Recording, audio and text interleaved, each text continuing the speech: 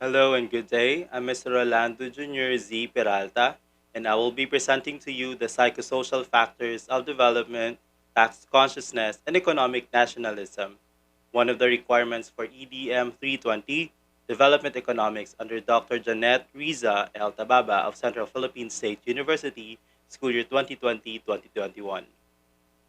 The whole video presentation will discuss to you the tax consciousness, definition of tax consciousness around the world, and benefits of paying the taxes right.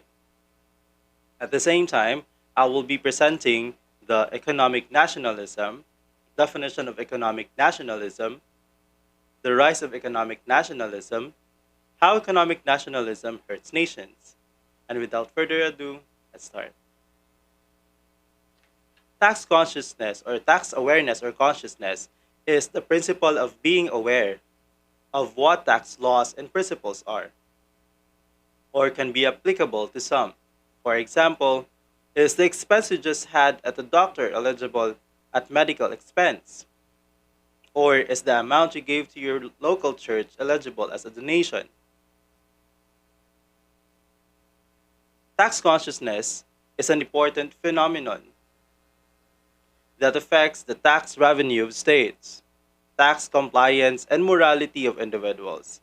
Because of this, many countries have been striving to increase tax consciousness. For a long time, some countries have integrated the concept of tax consciousness into their training programs.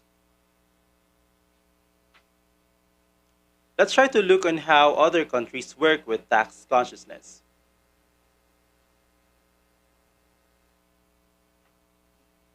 According to Gerger Leo Lu and MacG in 2017, studied the attitude of the university students towards tax consciousness in Istanbul, and according to them, university students are more supportive of that attitude statement of tax injustice may weaken tax consciousness, and of if the tax system is not understandable, the tax consciousness in a society may weaken.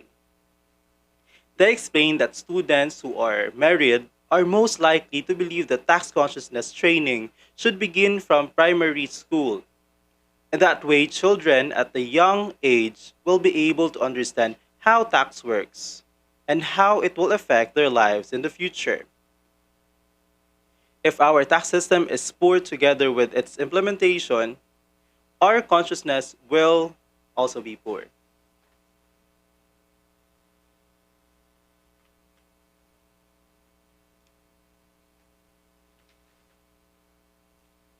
And according to the study of Fochman in 2010, interviewees in several countries like USA, UK, and Germany rarely give a correct estimate of their own marginal tax rate. The more complex a tax rule is or is presented, the worse is the subject's quality of judgment and decisions. The subjects tend to base their labor decisions in a mix of gross and net wage. Labor supply is more reactive to a labor tax than to an equivalent consumption tax. In most experiments, subjects realize the incidence of an indirect tax when the tax is leveled on in the other market side. Nevertheless, in some studies, this only takes place through learning effects in repeated decisions.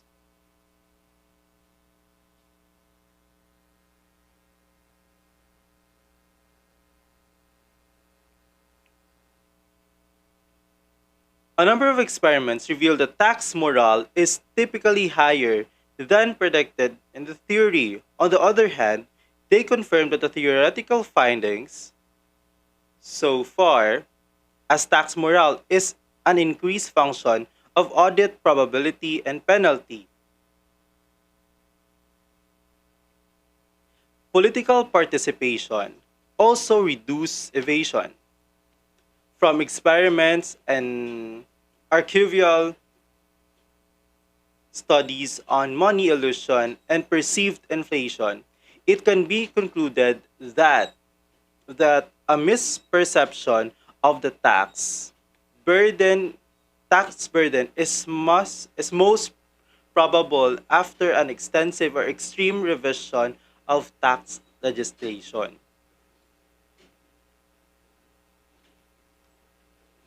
A survey conducted by JID in 2017 revealed that the Malaysian taxpayers are satisfied with the present tax system.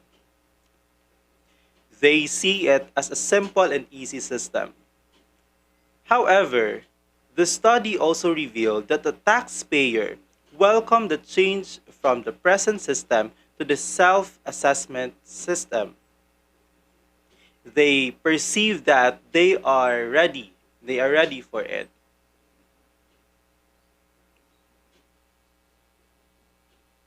Despite the taxpayers' readiness towards a self assessment system, most of the taxpayers did not know the responsibility under the new system. Moreover, they are unable to compute their own taxes.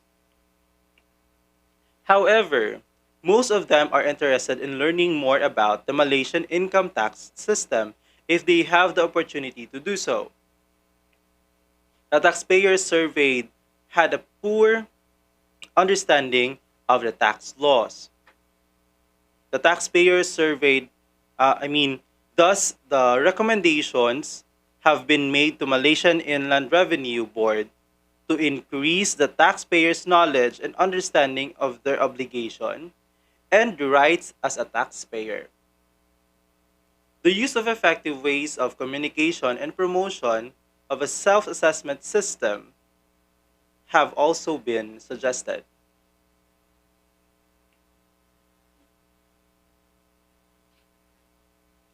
The Tax Reform of Acceleration and Inclusion or TRAIN Act, officially cited as Republic Act number 10963, is an initial package in the Comprehensive Tax Reform Program or the CTRP signed into law by President Rodrigo Duterte in December 19, 2017.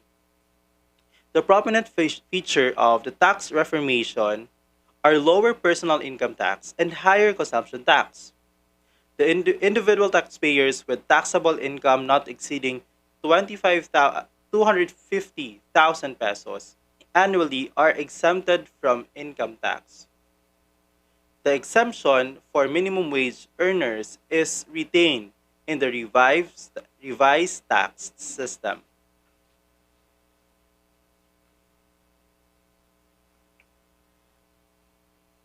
According to the findings of the study conducted by Ibrahim in 2018, the impact of train law to the poor are mostly the basic needs such as food in which it is needed to reduce their budget for them to survive since there are other things that need to be paid such as utility bills and debts.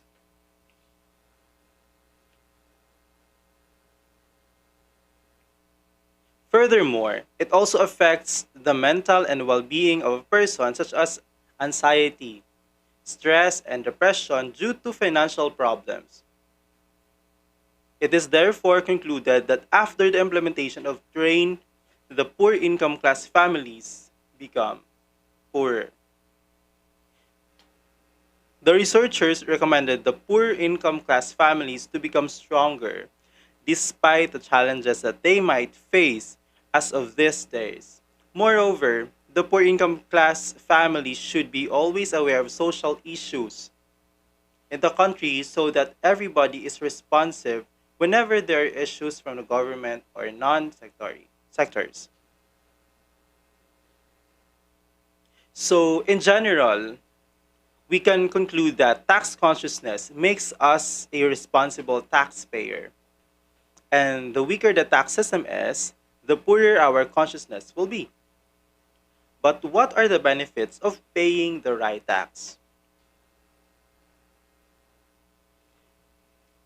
So, number one is peace of mind. If you pay the right amount of tax, one can eliminate this stress and anxieties. Being audited by the BIR may cause a high amount of stress, especially to taxpayers who intentionally or illegally decrease their tax payments.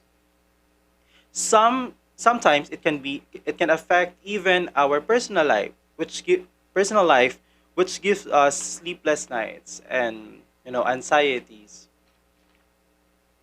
Next one is truthful income tax return. So taxpayers who do not file the correct amount of tax encounter problems when they need to generate an income tax return for purposes of like visa or loan applications, for example. If one are diligently filing or paying the right amount of tax, it's easy to produce accurate income tax returns without any risk. The next one is good credit rating. A good credit rating. Paying the right amount of tax provides a good credit rating to financial institutions and agencies. The higher the income and tax you declare, the higher the credit rating. And lastly, it is a social responsibility and contribution to the country. Paying the right amount of tax is a social responsibility to the country. The taxes we pay will go to the government funds that will be used in developing and improving the government facilities and economic state inside and outside the country.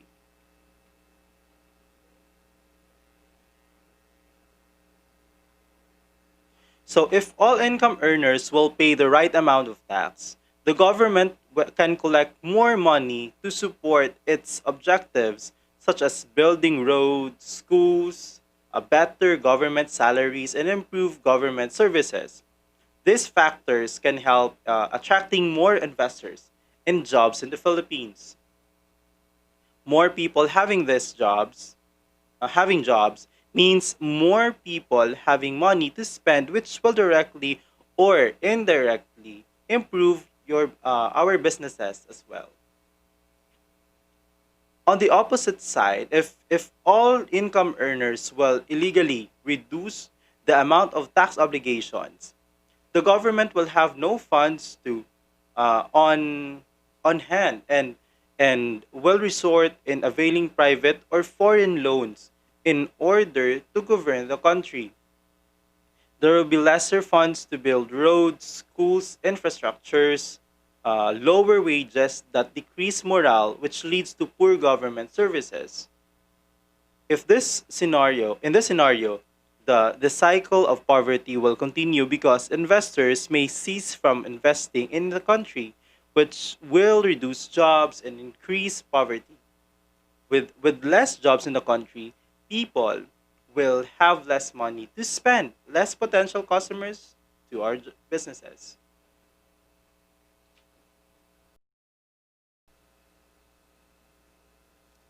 Now let's go to economic nationalism. Economic nationalism is also referred to as mercantilism and in a wider sense referred to an international relations theory as realism tends to be a zero-sum game.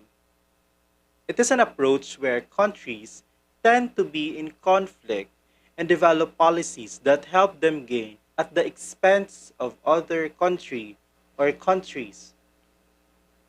In an increasingly interdependent world, political and economic cooperation between countries is a positive sum game because both sides win. So remember that if both sides win, probably they have a positive sum game.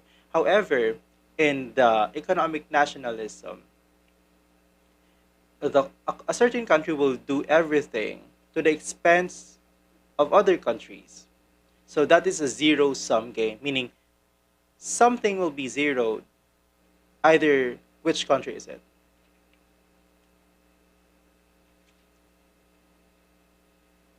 So economic nationalism should be understood as a set of practices to create, bolster, and protect national economies in the context of world markets. The rise and institutionalism of economic nationalism in the 20th century was a product of economic crisis, nationalist movements, and enlarged states The rise of economic nationalism undermines the tradition of economic liberalism or globalism and discourages economic and political cooperation between countries. When a country decides that they can improve the quality of life, increase jobs, and generally improve their economies by breaking away from bilateral or multilateral agreements, thereby undermining the institutions that have provided for agreements between countries that agreed to rule of law, property rights, methods of exchange, tax collection, public goods provided to poorer countries, checks and balances, and official corruption, there has been a benefit. In short, the rise of nationalism benefits or threatens, the rise of the nationalism threatens the rule-based trading system championed by the US since World War II. Without these rules, without the World Trade Organization serving as a mediator and rules police, the trade would continue, but the lack of norms and procedures would create more trade conflicts and would lead to more disputes. The fewer the rules, the more likely that military power will become more important in trade disputes rather than working through institutions designed to reduce conflict. Transnational investment would be reduced.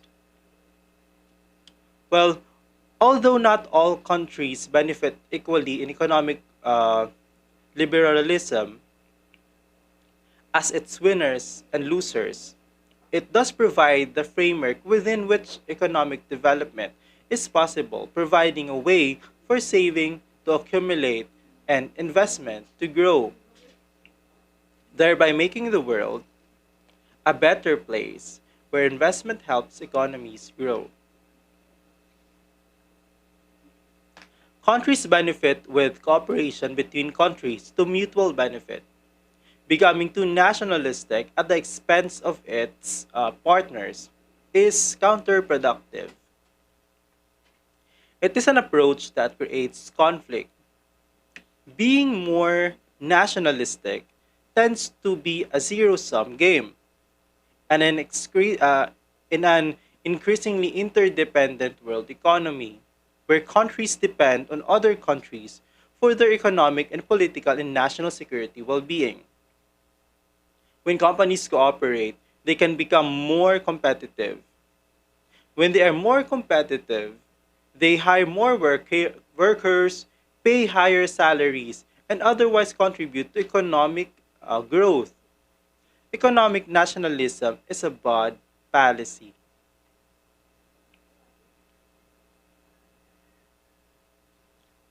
Some states did increase tariff levels, but this was not led to a generalized increase in barriers to trade in pursuit of national economies for interrelated reasons. Number one, the integration and therefore interdependency of economies.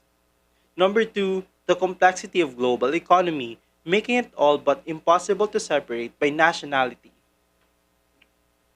Number three, the greater extensity of world markets compared to the mid 20th century. And lastly, the redundancy of various models of economic nationalism. So those are the interrelated reasons. But how economic nationalism hurts nation? The question is how? How economic nationalism hurts nations? The attraction of economic nationalist policy is their promise to immediate action to reverse economic decline and promote national greatness. That is their promise. The evidence, however, suggests that such measures, especially when maintained in place indefinitely, have long term negative effects upon national well being. It has a negative effect. Um, in the first place, economic nationalism makes it harder for individuals, regions, and nations to discover their comparative advantage. Broadly speaking, uh, comparative advantage means that a nation gains by exporting what it has a comparative advantage in producing and importing those things which another countries have comparative advantage in producing. So that's in exporting and importing cases. This holds even in a country possess an absolute advantage in a very single sector of its economy over another nation. Like for example, the Israel may be able to produce more manufacturing goods and technology than Australia. It's still, however, the case that Israel can obtain more manufactured goods from Australia by specializing in technology and trading some of the output for imported manufactured goods. Protectionism, however, gradually dulls a nation's awareness of the comparative advantages. Tariffs, subsidies, and import quotas seeks to offset foreign competition's impact on a given industry and even occasionally succeed. However, one side effect is to discourage that industry from adapting and becoming more efficient under the pressure of foreign competition. The more you protect the industry, the more flexible and inefficient it will likely become. These facts points to a more general challenge. Economic nationalist policies are handicapped by the fact that no one can know what will be the future growth business in a given nation. No one knows what technological innovation or entrepreneurial insight will upend the present economic landscape of any other country, nor can such developments can be anticipated by economic nationalist policies.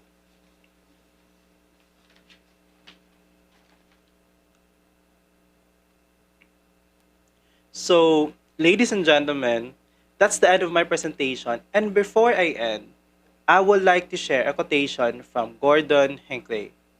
According to him, every good citizen adds to the strength of the nation. So, ladies and gentlemen, once again, this is Mr. Rolando Jr. Z. Peralta. Thank you and stay safe.